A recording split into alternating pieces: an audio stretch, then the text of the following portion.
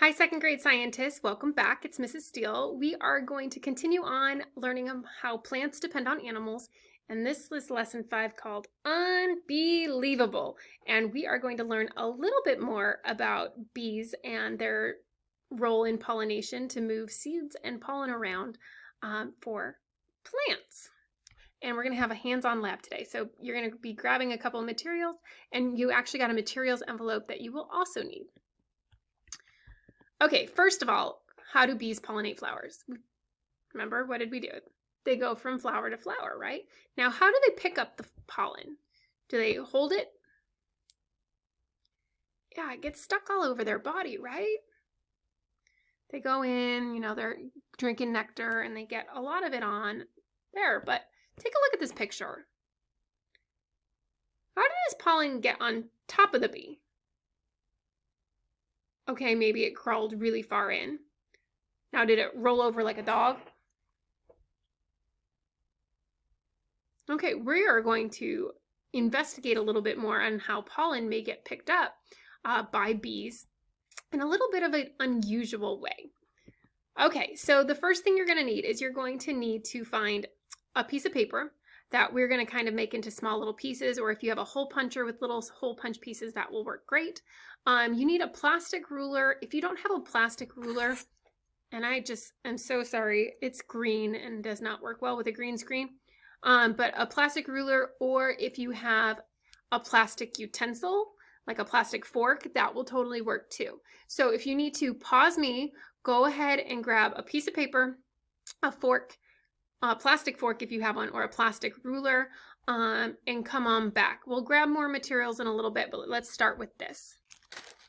Okay, you're also going to take your piece of paper and tear them into tiny little pieces, so it's kind of like confetti, really small pieces. If you have a hole punch in your house, you can just empty the hole punch, and you don't need that many pieces. 10, 15 is all you need. And you're going to go ahead and just make little small pieces.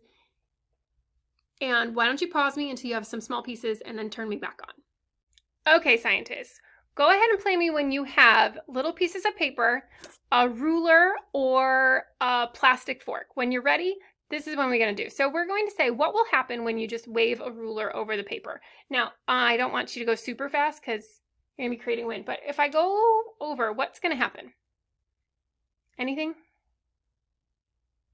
What do you think? Well, good thing you told me what you thought is going to happen, because you're going to log into your Seesaw, and right there you are going to record your prediction. What will happen to the paper when you place a ruler about a ½ inch above it? Now, and I'm going to go slower. Like, I'm not going to wave it, but just kind of hover over it. So go ahead and log into Seesaw, write down your prediction, and then I'm going to do it, and you're also going to do it. Okay, scientists, so I have my ruler, and I'm going to put it right above it. And you may not be able to see my ruler at all because it's sort of a green color, but I am waving a ruler over it. And did you see anything happen with my paper? Nothing happened, right? So we're going to go back into Seesaw and we're going to record what happened. Then we are going to do another prediction at the same time. In your Seesaw, you're going to predict what will happen if you place the ruler above the pieces of paper after you've rubbed the ruler on your hair.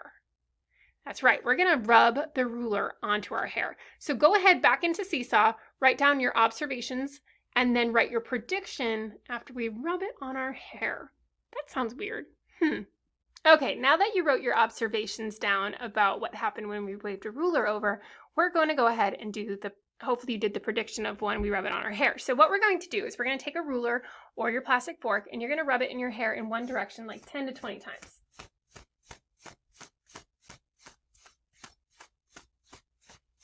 Okay, now I'm going to put it over our paper and see what happened. I'm observing nothing. Maybe I got very clean hair. I will have to try again. Sometimes this happens in science. Sometimes we don't get the results we're looking for, and that's okay. I'm going to write down that nothing happened. I got nothing. If you got a different observation, make sure you record that in your findings. Now for me, I didn't have anything happen to the paper, and that's okay. I recorded something, and I predicted, And you know what? Sometimes our experiments don't always work, and maybe we'll have to try something different next time.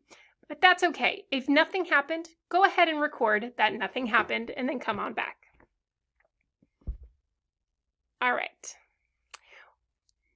Once you've written your observations, we are going to do something different.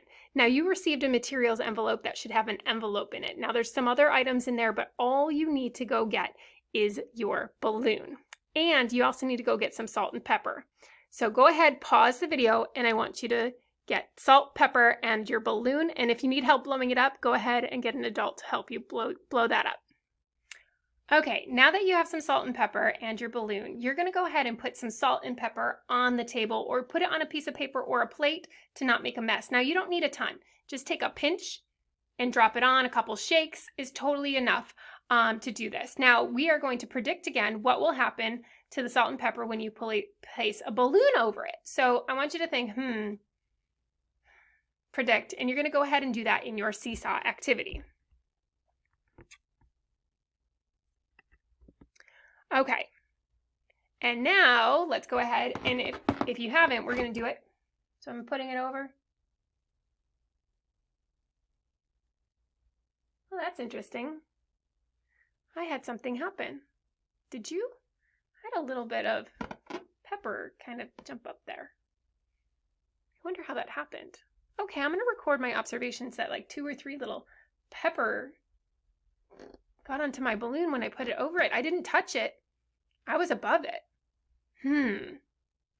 We also need to predict what's going to happen after I rub it on my hair. So go back into Seesaw, record observations, and make your predictions about what might happen if I put the balloon on my hair and rub it. All right, see you back in just a few minutes. Okay, scientists, here I go. I'm going to rub it on my hair. Woo! Hot. Okay. Whew. All right, now I'm going to put it above the salt and pepper. I'm not going to touch it. So here I go.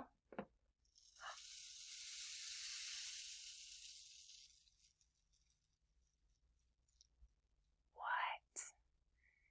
Can you see that? Look at that. And it all jumped to it like from, whoa. Let me see if I can bring this closer. Let's see. Let me get my balloon off. I'm going to try and do that again, but I'm going to bring it a lot closer. All right, scientists, I'm going to try and do this really close to you. Okay, there's my salt and pepper. Get the balloon. Okay, here I go. You ready? Here comes the balloon.